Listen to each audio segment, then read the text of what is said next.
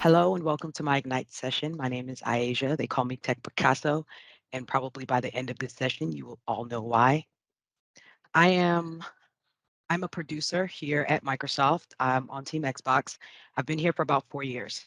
Prior to me coming to Microsoft, I was in the military. My first job was a mortician. So imagine being 17 years old and you sign up to go join the military and you think you're going to be a cook. You end up a mortician. I could do one of two things. I could panic or I could pivot. And you'll hear a lot about pivoting during this session. The session is specifically pivoting to your passion because every single job now that I look at it now has prepared me for where I am now and is helping me get to where I'm trying to go. So I've done it all. 17, I was a mortician in the Air Force. I got out the Air Force and I joined the Marine Corps for 12 more years. When I joined the Marine Corps, they said, "What do you want to do?" I said, "I don't care what I do. I just want a job where the people talk back." Cool. So this time I became a communicator. Went from communicating, then I became a career recruiter. Did recruiting for 6 years. Got out of the military and I came straight to Microsoft. And here, it's a beautiful place here. We know this, right? Working at Microsoft has been an amazing, amazing experience. But it wasn't enough for me to just be at Microsoft. I had a purpose and I really had a passion. And now I'm giving back to my 8-year-old self. My 8-year-old self loved games, but I also grew up in a household where it was video games meant you were lazy. So here I am working every day and enjoying it. This right here, this session is it's not for the quitters, right? When I say the quitters, it's not the people who are on the brink of rage quitting, because I have been that person. And people in this room can attest, I have been that person. It's not for the rage quitters. It's not for the people who are experiencing short-term pain and just want to alleviate it. This session is for the people who are flyers. Like, if I see the tallest building, I want to leap off of it because I want to see where I land. This is what this session is for. This session is not to tell you that if you don't like your job, leave. If you don't like your job, leave. That's your choice. But when you're really thinking strategic, vice emotional, a pivot is the perfect time, and it's all about timing. When do you pivot? I guess there's no there's no right answer on when to pivot. You have to ask yourself a couple of questions. One, am I willing to learn? Because naturally you're not going to pivot into a space that you may already be familiar with. You just might want to be there. For me, it was gaming. And I don't know if any of you have ever tried to get into gaming. It For me, it felt like this exclusive club that I couldn't get into. So I was like, well, I'm willing to do whatever it takes to learn how to get there. It's what I was dreaming about at night. So ask yourself, what are you dreaming of? When you look at what you're doing right now, if you say to yourself, man, I would really love to do, and you fill in that blank. When you fill in that blank, what words come to mind? Now, are you blocked because of short term pain where you are, or just because you don't have access to that area? Sit with those, right? And plan. Plan is peace. And I pay for peace when it comes to figuring out what I'm going to do next. I know everyone says your network. Your network is everything. Your network really is everything. Um, it doesn't matter who a person is. I treat the janitor the same way I treat the CEO, the same way I treat my taxi drivers, because everybody's connected to somebody and you really don't know who these people are, because the same people you see on the way up, you're going to see on the way down. So when you start to network and build these connections, have conversations. If you want to open a business, say that. Say, I'm riding in the back of a taxi. What do you want to do? I really want to open a business one day. I've had taxi drivers tell me full on business plans that someone in their family who was very successful launched. Actually, that's how I got into the master's program that I'm in right now.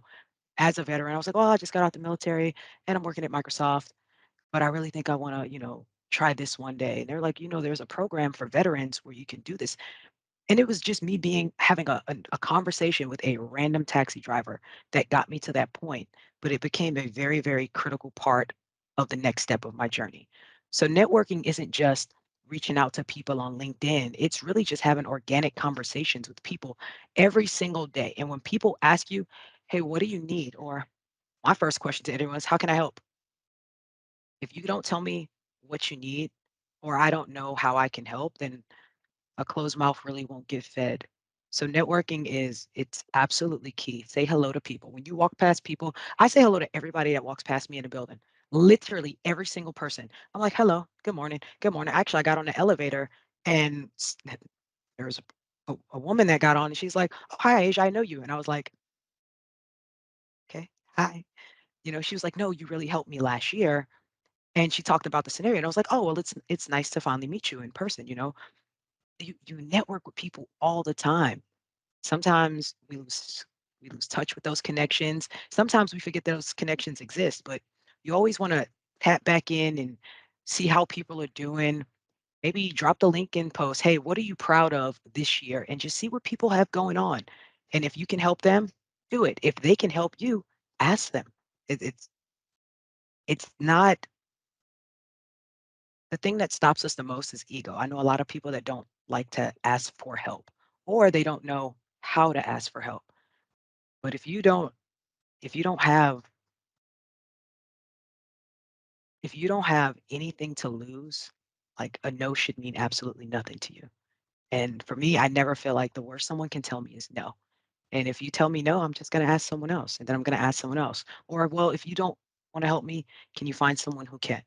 I tell people all the time, I am not the plug.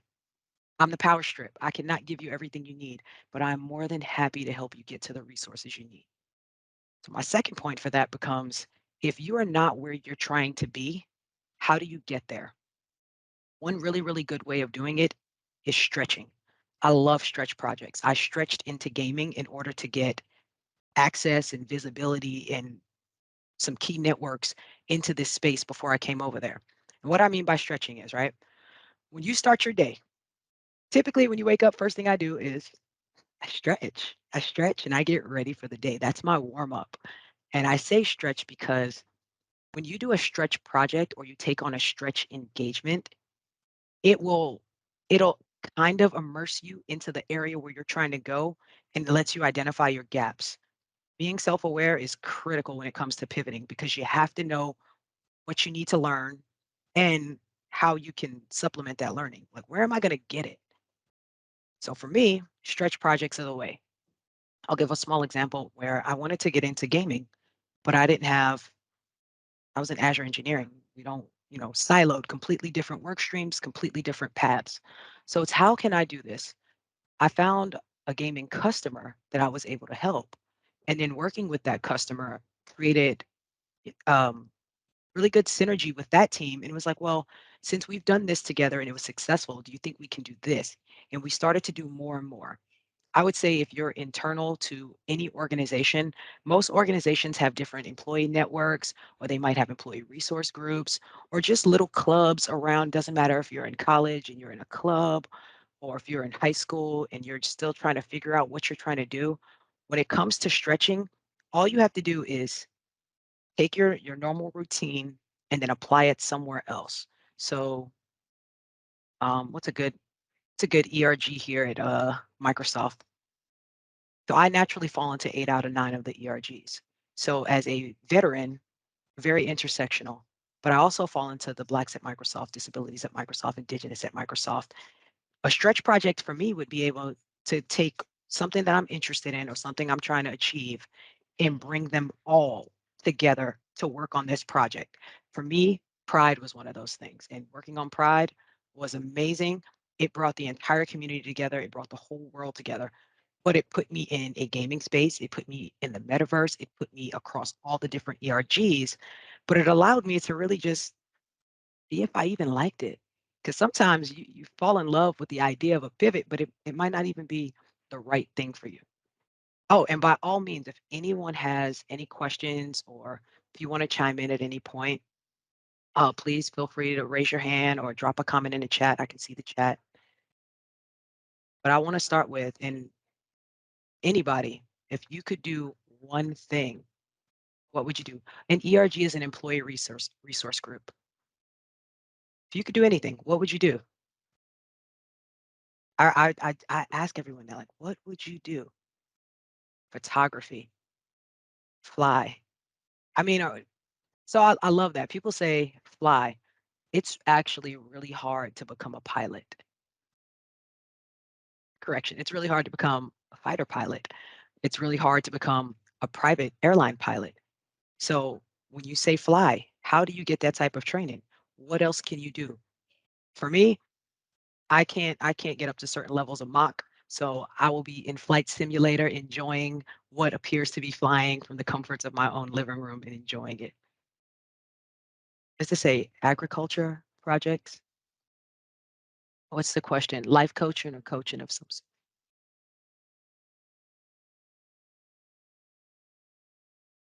So someone asks, what advice do I have for people in small orgs looking to pivot into different areas of tech? Oh, so I love that. If you're in a small organization and you want to get visibility into a bigger organization, we have hackathons all year round. And it's not just a Microsoft thing. Hackathons happen all over the world, different websites, different companies at any given time. And then the second part I'd say is do some volunteering. If there's an opportunity to volunteer, or if they're maybe doing a local charity event, because most organizations, we do some type of work, we do some type of outreach. Where are we going to be? How can you show up? I have literally seen people who will find me and be like, hey, I saw that you were going to be at this event. Can we have a conversation? And I'm like, hey, you made the time. I'll make the time. Let's do it. You know, but make sure you're trying to just connect with someone there. I personally, I never just say outright apply online. That is draining. It is daunting. I always say find someone on the inside, and that's just iAsia's best practice. It's not written in stone anywhere. But I always say make sure you want access to somebody inside. So for me, if I was trying to go, I tried to come into Team Xbox.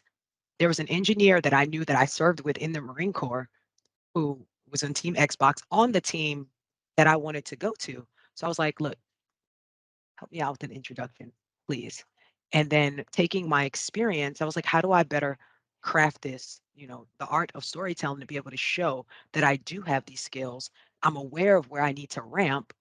And then, at the end of the day, I asked, well, are you willing to give me a chance? Yes, ma'am.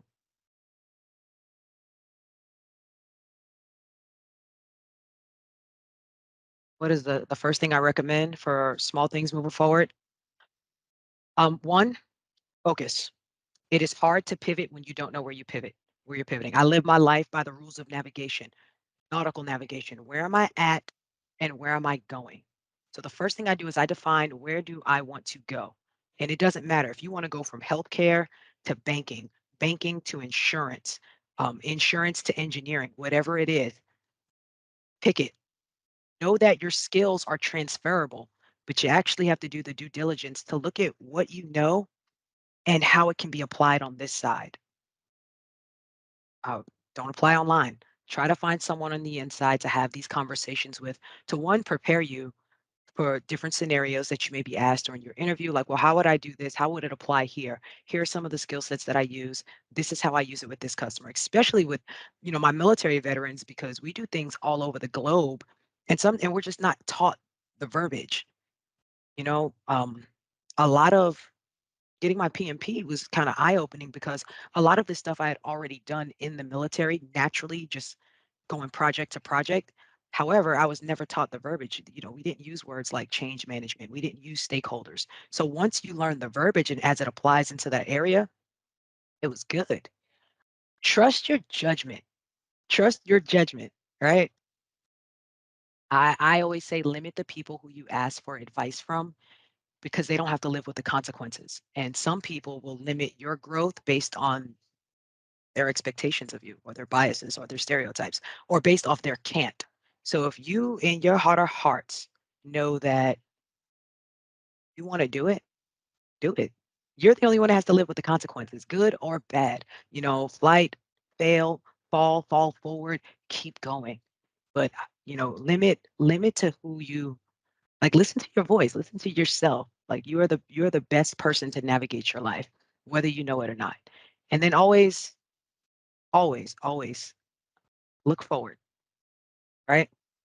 Your past doesn't determine your future. If my past determined my future, I'd be working at a civilian. mortuary, because that's all I knew. That's all I knew. I didn't want to be all that I knew because I knew I could learn more. I know that everyone can learn more. As long as you have the ability and the desire to learn more, you can. So fall forward, keep looking forward. The other one, negotiate and communicate. Always be communicating. Communication is like key in everything. It's closed mouth doesn't get fed. If you don't communicate, nobody knows how to help you. If you don't know what you want, I can't help you get what you want. And however you best communicate, do that. Some people are not very verbal. They can't say, this is what I want to do and this is what I want to be. And that's okay. If you got to draw me a picture and say, this is what I'm thinking, okay, walk me through it. Put it on the whiteboard. We'll talk about it.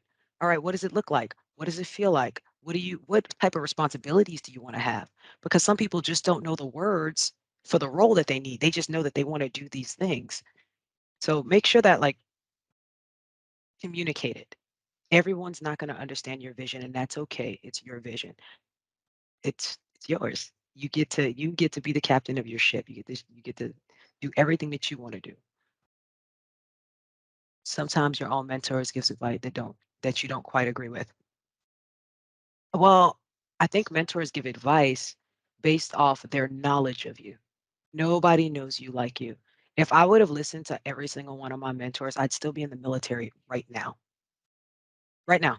Because I couldn't talk to my active duty friends about life outside of the military. Just like I can't talk to my Microsoft friends about starting a bar, or I can't talk to my bar friends about, you know, starting up a bowling league. I keep people in these pockets because they only know me in those pockets and they don't see the big picture. I personally, I want to be someone's CEO of gaming. That's it. One day when Phil Spencer decides that he wants to live that great retired life, iAsia is somewhere like that's and I say it out loud all the time. People don't You don't have to like it, you don't have to love it, but understand that my goal has always been big, and sometimes your dreams are going to be bigger than the spaces that you occupy. If your dreams are bigger than the spaces that you occupy, start moving in that direction. When when I saw that I had if you have management or if that you have leadership, they're like, I cannot get you to this level. It's kind of like being a professional athlete. You have coaches that can get you from junior varsity to varsity, but those varsity coaches might not be able to get you to the major leagues. So you have to continue to find people who can help level you up because it's not a one size fits all solution when it comes to your career. Can you share, what does that say? Can you share some insight how emotional intelligence is involved in pivoting? You can be someone's roadblock or you can be your own roadblock. Emotional intelligence is very, very, very important. There are there are leaders who can't see past the person's performance at work right now. I have seen people, I've had tons of Marines who have worked for me and I've worked alongside where it's like, I understand you really, really like this job, but I really think you'd be great at this. Because sometimes leaders see it in you. Other people see it in you. You know, people see goodness in you. People will see things in you like, hey, you're really good at data analysis. You might be like, I don't like data analysis, but you're really good at it. How can you take that talent, that natural talent that you have and apply it somewhere? Like make it work for you, make it a strength, you know, leverage it, teach others. Have someone work you out of a job and just keep moving up. But people with low EQ, they can't appreciate people. And if you can't appreciate people, you can't grow people. If you can't grow people, you're not growing yourself and you're not helping anyone else grow their careers. There shouldn't be a manager in the world who is worried about keeping an employee. They're not ours. Like we help them along the way, but they're not ours. I don't belong to anyone. Nobody belongs to me. And it's this continuous cycle of giving. If I keep pouring into you, you keep pouring into me, and my cup never goes empty. And when you're great at growing people and helping people get to where they're trying to go, they pay it forward. Because any role that I've ever left, I've always recommended people like, hey, I had a great manager in this role. Like, it's time for me to move on and do great things. But I think this is a great fit if you're trying to learn this, this, and this. And just continue to scale, continue to grow. Microsoft is massive. Oh yeah. So for the Microsoft careers, and I'm guessing this is specifically for the Microsoft careers page, I use words that are are pretty specific. If you want to work in gamings or in games, game development, if you want to work in flight piloting, if you've been a pilot, put in those words. Put in the words that are important to you. Put in the words that are so if you want to be a pilot, put in pilot, see what comes up. There's like 2 teams at Microsoft that I know will probably come up. But if and I do that for anywhere, for any role. Look for the things. Maybe you have a TS, a top secret security clearance, and you're trying to leverage that. Search by your security clearance. Maybe you're location specific. Search by that. But you always want to be in control of your pivot. And that comes with boundaries and rules. Boundaries and rules. I always tell people, my 7 a.m. on my calendar is blocked. From 7 a.m. to 8 a.m. is blocked. It's non-negotiable. Why? That is my time with my daughter. I'm driving her to school. I'm listening to her tell me everything that's about to happen in her day, what she's excited for, what she's not excited for. Sometimes I'm checked in. Sometimes I'm just like, okay, okay, because she's just going. But that's my time with her. That's a non-negotiable. That is a hard boundary for me. If you love a role, but the role is not remote or not in a location that you want to be in, don't accept it because you're only making yourself miserable trying to get the role by trying to make fit your life, not your life fit work. It should be a harmony. I never say work life balance anymore. It really should be some type of harmony where things are happening. So when you pivot, you want to make sure that you're actually pivoting with a purpose, like not just I'm upset. Let me get a new job. That like, don't get me wrong. I will not say that I am never one to want to rage. I've been in the rage quit seat. I've been angry. I've been frustrated. I've been fed up. But I've also sat down. I planned. And when I planned, I got very, very clear instructions for myself on how to move forward. But you have to be able to sit with your emotions and not make an emotional decision and be like, all right, this job description has this, this, this, this, and this. I have 8 out of 10 of them. These are my growth opportunities. Identify your growth opportunities. Walk into your interview saying, don't walk in and say, I don't have this, I don't have this, I don't have this. It's like, I'm really strong in these areas. I'm really strong here. I love this. These are the areas that I really want to be able to drill down and ramp up on because I feel like it's important for my growth. That's it. You can say I don't know without going, oh my God, I don't know. You can say these are my areas for growth.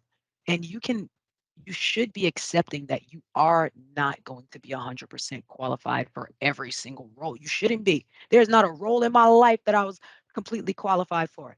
Parenting, I was not completely qualified for.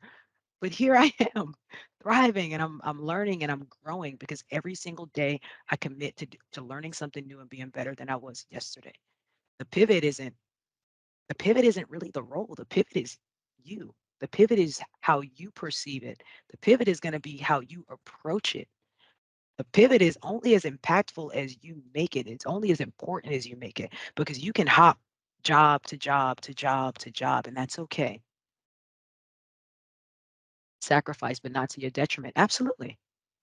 Absolutely. I don't think we're ever really qualified to be parents, but we get better every day. And then when it doesn't work, we pivot. We figure out a different strategy.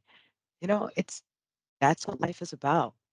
But you have to be proactive. You have to be persistent and you have to be patient. Have to be patient. A pivot is not something you can rush.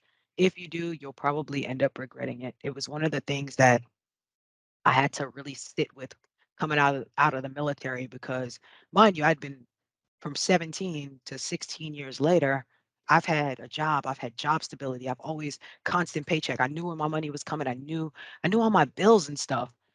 To be faced with that, oh my God, in like 3 weeks, I'm not going to have a job. I could do one of two things. I could panic or I could plan it.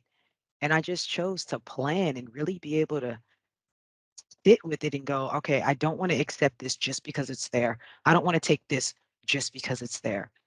Like, we should ask kids for 360 feedback. I love whoever said that, by the way. 6 kids, you're fully qualified? Please send me a DM, please. But pivot into your passion. Always remember that you're the prize. Businesses don't run without people, and you don't run on empty. So try not to drain yourself. I have somebody in the audience. Her tagline and her team says, "Be a fountain, not a drain." So find people that pour into you, and when you receive that, pour into somebody else. It kind of becomes this give and take. I think we have like 4 minutes left. If anybody wants to come off mute and say anything, I think Marcus can. You can raise your hand, and Marcus can unmute you. But I'd love to hear from someone. All the P's and praise yourself. Yes. Someone raised their hand. Demita Owens. Marcus, can you unmute Demita Owens, please? I believe they have a capability now to come Oh, off. Thank you, Marcus. Thank you, Marcus. Hi, Asia. Thank you for answering my question about emotional intelligence. I think I am a good candidate for your pivoting experience and advice that you shared, being that on Juneteenth of this year, I actually pivoted from a 12-year executive IT assistant position back into tech. Um, I have a young freshman in college who is, I think, at a crossroads, and I think pivoting with she's at a crossroads with whether she wants to continue with college or transition to a trade. You mentioned some groups um, that you are a part of, and when finding your passion, try to connect with those groups. What would you share with a freshman student, a recent high school graduate, on how to be able to take that advice? What would you share to her that I can take back and share? Thank you. is sh- is she still currently in school? She just started her freshman semester, her fall Okay, semester. perfect. So I would encourage her to apply for some internships only because it'll expose her to different types of industries. But also I would say join some clubs. Join some clubs around the campus. College campuses are full. And as a grad student for the first time in my life doing an on-campus experience, I'm like, man, this is amazing. This is great. You have access to so many different people. They have executive lunches. They have, all the different groups by ability, by talents, by things you like, by future careers. Try it all. Try it all. Try it all. Try it all. Try it all. Just jump. Who cares where you land? Like those are the years where you should be trying. I mean, since I've been at Microsoft, I'm on my fifth role because if I don't like it, I pivot. And I pivot to make sure that I get the next set of skills for the next job that I need. So if she's in her freshman year and she wants to take an internship in banking, all right, she figured out she didn't like banking. However, while at banking, she figured out data analytics is phenomenal. Cool. Next year, try IT, try data analytics. All right, she got there. Data analytics is amazing. Doesn't know if she likes Power BI or Tableau better. Figures one out. Or maybe she got exposed to a web designer and web design's her thing. Cool. Next year, playing with web design. But you know what? I found a tool called Marvelous Designer, and I really want to be able to merge fashion and tech. Let's do this. But you have to try things. You have to get exposed to them to be able. There's nothing you do that you won't learn from. So I would wholeheartedly say just continue to encourage her, bring her into different meetup nights where, professionals are coming together talking about things and get her a mentor. Get her a mentor. Or if she needs me, she can ping me. I'm easy to find on LinkedIn. I like helping the college students. That's a passion. I like giving back to the next generation. Struggle with imposter syndrome a lot. Ooh, I have 1 minute to say this. Imposter syndrome is you talking to yourself. That's it. That's your inner child. And that's at some point, um, you just have to tell yourself that you're worthy. And that's with anything. You just have to tell yourself that you're worthy. Every day you deserve to be here. Every day You belong here. I get it. We're humans and we're the only species that have to pay to live on this planet. But every single place that you are, you deserve to be there. Now, do they deserve you is the question, because you don't have to be everywhere somebody wants you. So I just I just want you to know that wherever you're at, you're worthy of being there. Are they worthy of you? But I think, is that my time? I think that concludes my time. But I'm more than happy to connect with anybody. I'm around. I'm in these streets. I'm on LinkedIn, Instagram. My Instagram's insane, so I wouldn't. It's a good time. Twitter. But thank you all for joining me. I appreciate you all. If you're in Atlanta, somebody send me some food places to go. I'm open to all types of suggestions. And continue to be the best version of yourself.